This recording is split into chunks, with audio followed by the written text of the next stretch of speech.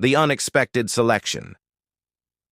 The vast expanse of space had never felt more suffocating than it did in this moment, suspended between two mighty fleets that represented the future of galactic civilization. Corporal Jackson Reed pressed his palm against the cool metal of the observation deck's viewport, watching the majestic Celestian vessels drift alongside Earth's battered but determined warships. Their sleek, crystalline hulls caught the light of distant stars, creating an almost hypnotic display of beauty and power that made humanity's steel-gray destroyers look primitive by comparison. "Stop gawking, Reed," Lieutenant Vera Cross nudged, his shoulder with practiced familiarity. "You're making the rest of us look bad." Jackson managed a weak smile, his reflection overlaying the cosmic scene beyond. At 28, he'd seen enough combat to know when he was outclassed, and today definitely qualified. The alliance ceremony between Earth and the Celestian Empire was supposed to be routine, a formal exchange of pleasantries between Admiral Stone and the legendary Empress Zephyra Nightvale. What it wasn't supposed to be was the most nerve-wracking experience of his military career. "Easy for you to say," he muttered, adjusting his dress uniform for the 100th time. "You're not the one Admiral Stone hand-picked to stand honor guard for this thing." "Lucky you." Vera's tone carried a hint of sympathy beneath the teasing. "Though I still don't understand why he chose you over half the senior officers on this ship." Neither did Jackson, if he was being honest. His service record was solid but unremarkable. A few commendations for bravery under fire, steady performance ratings, and the kind of quiet competence that usually kept soldiers alive but anonymous. He wasn't political material, wasn't diplomatic, and certainly wasn't the type to hobnob with alien royalty.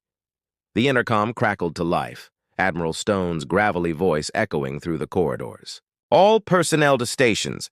The Celestian delegation will be arriving in 15 minutes. Honor Guard, report to Docking Bay 7 immediately." Jackson's stomach dropped. "Well, this is it." "Hey!" Vera caught his arm as he turned to leave. "You'll be fine. Just stand straight, keep your mouth shut, and try not to trip over your own feet." "Inspiring pep talk," he replied, but her confidence helped steady his nerves. The walk to Docking Bay 7 felt like marching to his execution. The corridors bustled with activity as crew members prepared for the historic meeting, their faces a mixture of excitement and apprehension. Humanity had been fighting a losing war against the Void Syndicate for 3 years now, and this alliance represented their last hope for survival. No pressure whatsoever. Admiral Stone was already waiting. When Jackson arrived, his weathered face grim with concentration. The man had commanded fleets for over 2 decades, but even he seemed affected by the magnitude of what was about to happen. "Reed," Stone acknowledged with a curt nod. "Remember, you're representing all of humanity today. The Celestians value honor and strength above all else. Show them both." "Yes, sir." Jackson took his position flanking the airlock, plasma rifle held at ceremonial port arms. Through the reinforced viewport, he could see the approaching shuttle, a thing of impossible beauty that seemed to bend light around its crystalline hull. The docking clamps engaged with a resonant thrum that vibrated through the deck plating. Atmospheric pressure equalized with a gentle hiss, and then the airlock cycled open to reveal the Celestian delegation. Jackson had seen holovids of Empress Zephyra Nightvale, had read the intelligence briefings that tried to quantify her capabilities and achievements, but nothing could have prepared him for the reality of her presence. She stood nearly 7 feet tall, her form elegant and otherworldly, wrapped in robes that seemed to capture starlight itself. Her skin held a faint luminescence, and her eyes, deep violet pools that seemed to hold the wisdom of ages, swept the assembled humans with calculating intensity. She was accompanied by what Jackson assumed were her advisors and guards, beings of similar ethereal beauty but lacking her commanding aura. When she moved, it was with fluid grace that made walking look like an art form. "Admiral Stone," Her voice carried the musical quality typical of her species, but underneath lay steel that matched any military commander. "I greet you in the name of the Celestian Empire, Your Imperial Majesty," Stone replied, his practiced diplomacy on full display. "Earth welcomes you and hopes this alliance will bring peace to both our peoples." The formal exchange continued, words that had been rehearsed and reviewed by committees of politicians and generals. Jackson tried to focus on his duties, scanning the delegation for potential threats while maintaining perfect military bearing. It should have been routine, boring even, except for one problem. Empress Zephyra kept looking at him. Not glancing, not casual observation, but deliberate, sustained attention that made his skin crawl with awareness. Each time their eyes met, he felt as though she was seeing straight through to his soul, evaluating something he couldn't even name. It was unsettling and oddly thrilling at the same time. The ceremony proceeded without incident until the moment came to sign the formal alliance documents. Empress Zephyra approached the ceremonial table, her retinue following in perfect formation. She lifted the quantum stylus with one graceful hand, then paused. "Before I affix my seal to this agreement," she said, her voice carrying clearly through the suddenly silent bay, "there is a matter of personal significance I must address." Admiral Stone's eyebrows rose slightly. "Of course, Your Majesty. How may we accommodate you?" The Empress turned, and her violet gaze fixed directly on Jackson. He felt his heart skip a beat as she began walking toward him, her escorts falling back to give her space. The silence in the bay became absolute, broken only by the gentle hum of life support systems. "You," she said, stopping directly in front of him. "State your name and rank." "Corporal Jackson Reed, Your Majesty," he managed, proud that his voice remained steady. "3rd Infantry Division, Terran Defense Force." She studied him for a long moment, those incredible eyes seeming to catalog every detail of his appearance. Then, to everyone's complete shock, she reached out and placed her hand against his chest, directly over his heart. "Strong," she murmured, though whether she meant his heartbeat or something else entirely, Jackson couldn't tell. "Pure of purpose, untainted by ambition or deceit." "Your Majesty." Admiral Stone's voice carried a note of concern. Empress Zephyra straightened, but kept her hand on Jackson's chest. When she spoke again, her words shattered the carefully orchestrated ceremony like a meteor impact. "I claim this one as my chosen mate." The silence that followed was deafening. Jackson felt the blood drain from his face as the implications hit him. Around the bay, he could see mouths falling open in shock, could practically hear the political calculations spinning in dozens of minds. "Your Majesty," Admiral Stone said carefully, "I'm not sure I understand." "I have chosen Corporal Jackson Reed to be my imperial consort," Zephyra declared, her voice carrying absolute authority. "This is both my right as Empress and my desire as a woman. The alliance between our peoples will be sealed not just with ink and promises, but with the bond of marriage." Jackson found his voice at last. "Ma'am, I think there's been some mistake." Her hand pressed more firmly against his chest, silencing him. "There is no mistake, Jackson Reed. I have observed you throughout this ceremony, seen your courage, your loyalty, your strength. You are worthy." "But I'm just a soldier," he protested weakly. "I'm nobody special." For the first time since her arrival, Empress Zephyra smiled, and the expression transformed her from an intimidating sovereign into something breathtakingly beautiful. "That, my chosen one, is precisely why you are perfect." She turned back to Admiral Stone, who looked like he was trying to process a computer malfunction. "I trust this arrangement is acceptable.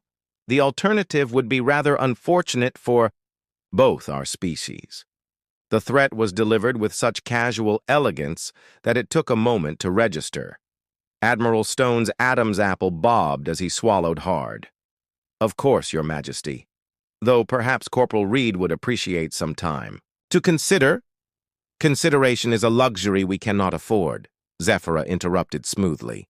The Void Syndicate grows stronger with each passing day. Our union must be swift and decisive. She looked back at Jackson, and this time he saw something vulnerable beneath the Imperial mask. A flicker of uncertainty, of hope. Unless, of course, you refuse me? Jackson stared into those violet eyes and realized that everything in his life had led to this impossible moment, a nobody soldier from Earth being chosen by the most powerful woman in the galaxy. It should have been terrifying, and it was, but underneath the fear was something else, a sense of rightness he couldn't explain. I accept, he heard himself say, and somewhere in the distance, Lieutenant Cross dropped her weapon. Trials of the Heart. The Eternal Dawn was a marvel of Celestian engineering that made Earth's most advanced starships look like toys. Crystalline corridors pulsed with soft bioluminescent light, and the very walls seemed alive, responding to the presence of those who walked among them. For Jackson Reed, now bearing the impossible title of Imperial Consort-elect, every step through these alien halls felt like walking through a dream that might shatter at any moment. 3 days had passed since Empress Zephyra's shocking declaration, and Jackson still felt like an imposter wearing borrowed clothes. The ceremonial robes they'd given him were beautiful but uncomfortable, made from some gossamer material that shifted colors with his movements. He missed his simple military uniform, missed the familiar weight of his rifle, missed being just another face in the crowd. "You're brooding again," came a melodious voice from behind him. Jackson turned to find Empress Zephyra approaching, her own attire more casual than the formal robes she'd worn during the ceremony. Even in simpler garments, she radiated an otherworldly elegance that made his breath catch.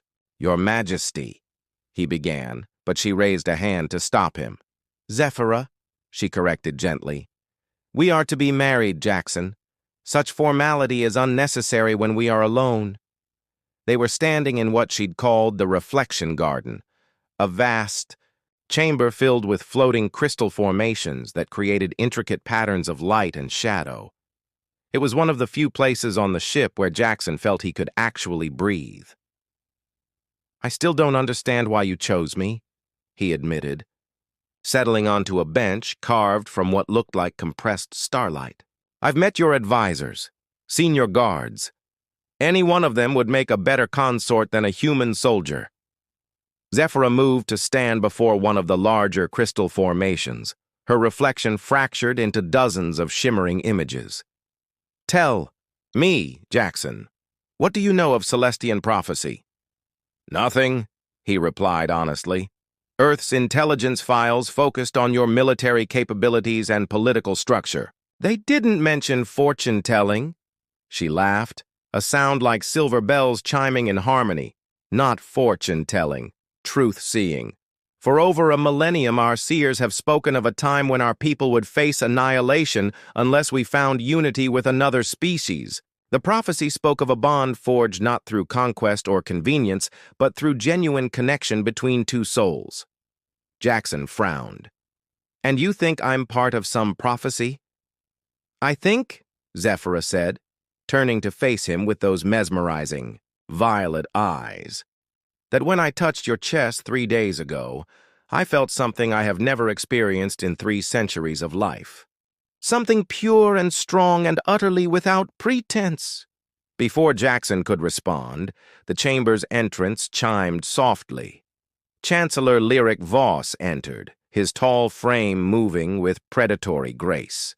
The Celestian's pale blue skin held an almost translucent quality, and his silver eyes regarded Jackson with barely concealed distaste.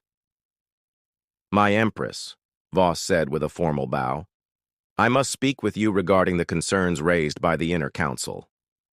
Zephyra's expression hardened slightly. "What concerns, Chancellor?" "The suitability of your chosen consort for the trials ahead," Voss replied smoothly. "Captain Nick Starweaver has formally requested an audience. She wishes to challenge the wisdom of this union.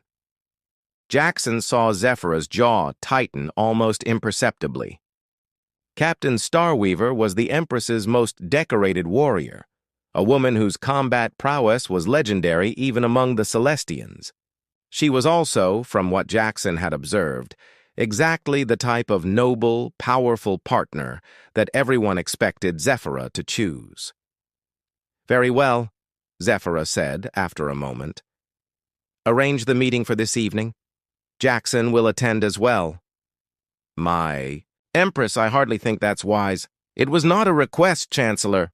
Voss bowed again, but Jackson caught the flash of anger in those silver eyes before the advisor departed. When they were alone again, Zephyr moved to sit beside him on the crystal bench. "I should warn you," she said quietly. "Captain Starweaver is formidable. She has served as my personal guard for 50 years, and many expected that I would eventually choose her as my consort." "Including her?" Jackson asked. "Including her." That evening, Jackson found himself in the ship's war room, a circular chamber dominated by a holographic display showing the positions of both fleets. Captain Nix Starweaver stood at attention near the entrance, her midnight blue armor gleaming under the chamber's lights. She was beautiful in the way that all Celestians seemed to be, but there was something harder about her, more angular and dangerous. "Captain," Zephyr acknowledged as she entered with Jackson at her side. "My Empress." Starweaver's gaze fixed on Jackson with the intensity of a targeting laser.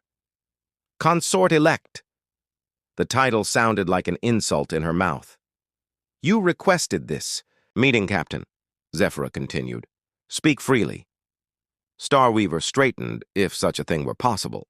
"My Empress, I have served you faithfully for half a century. I have bled for the Empire, killed for it, and would gladly die for it. I do not understand how a human with no knowledge of our ways, no understanding of our enemies, can possibly be worthy of standing at your side." "Your concerns are noted," Zephyr replied coolly. "With respect, my Empress, concerns are insufficient. I formally challenge the human's right to the position of imperial consort." The temperature in the room seemed to drop several degrees. Jackson felt his stomach clench as he realized what was happening. Among the Celestians, such challenges were settled through combat. "Captain," Zephyr's voice carried a warning edge, "you overstep your bounds." "Do I?" Starweaver's hand moved, to rest on her plasma blade's hilt. "Or do I serve the Empire as I have sworn to do? If this human is truly worthy, let him prove it. Single combat, traditional weapons. If he cannot defend himself, how can he defend you?" Jackson saw the trap immediately. Accept the challenge, and he'd likely die. Starweaver was a trained warrior, with 50 years of experience. Refuse, and he'd be branded a coward, undermining Zephyr's position and the alliance itself. "I accept," he said before Zephyr could speak. Both women turned to stare at him. Zephyr's expression was unreadable, while Starweaver looked genuinely surprised. "Jackson," Zephyr said quietly, "you don't understand what you're agreeing to." "I understand perfectly." He met Starweaver's gaze steadily. "The captain thinks I'm not good enough for you. Maybe she's right, but I'm willing to find out."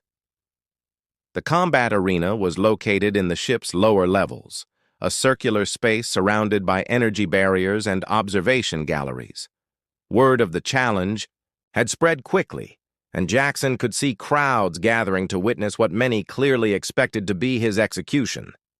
He'd been given basic Celestian combat armor and a plasma blade similar to Starweaver's, though he suspected hers was significantly more advanced. The weapon felt awkward in his hands compared to the familiar weight of human firearms, but he'd had a few hours to practice with Lieutenant Cross, who'd been shuttled over from the human fleet to serve as his second. "You're insane," Vera told him as she helped adjust his armor. "Completely, utterly insane." "Probably," Jackson agreed. "But what else was I going to do? Run away? That would have destroyed the alliance before it even started. Better a destroyed alliance than a dead friend. Maybe. But I don't think Zephyra would have chosen me if she thought I was completely helpless. The arena's lights dimmed as Empress. Zephyra entered the observation deck, taking her place in what was clearly the seat of honor. Her face was a mask of imperial composure, but Jackson thought he could see worry in her eyes. Captain Starweaver entered the arena from the opposite side, moving with lethal grace. Her plasma blade ignited with a soft hum, casting blue light across her features. "Last chance to withdraw, human," she called across the space between them. Jackson activated his own weapon, the unfamiliar energy singing in his grip. "Not happening, Captain." What followed was less a fight than a lesson in humility. Starweaver moved like liquid lightning, her blade work a masterpiece of precision and power. Jackson found himself constantly on the defensive, barely managing to parry strikes that would have cut him in half. But as the minutes passed, something strange began to happen. The techniques Vera had drilled into him during their brief training session started to make sense. More importantly, his years of combat experience began to assert themselves.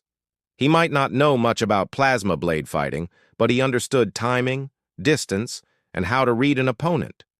Starweaver was skilled, but she was also predictable.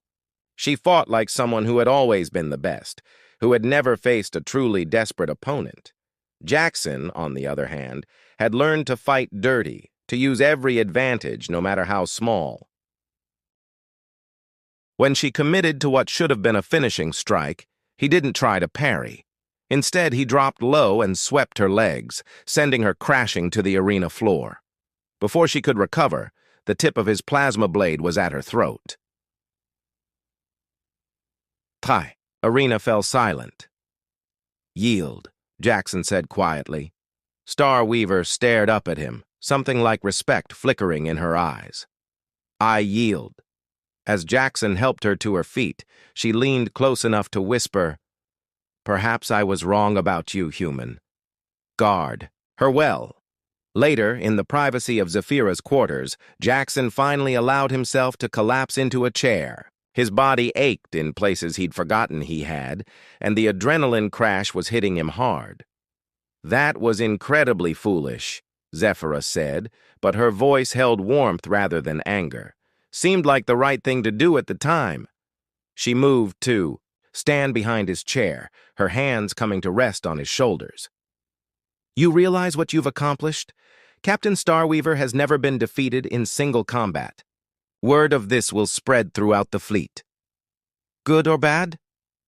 "Good," she assured him, her fingers working at the tension in his muscles. "Very good. You've proven that you're not just my choice, but worthy of that choice." Jackson leaned back into her touch, finally beginning to believe that maybe, just maybe, this impossible situation might actually work out. "So what happens now?" "Now," Zephyra said, her voice soft with promise. "We prepare for our wedding, and then we show the galaxy what unity between our peoples can accomplish." Outside the viewport, the stars wheeled in their ancient patterns, witnessing the birth of something new and unprecedented. In the distance, the Void Syndicate's ships prowled the edges of known space. But for the first time in years, Jackson felt hope burning bright in his chest. He was no longer just a soldier. He was something far more dangerous, a symbol of what was possible when courage met destiny among the stars.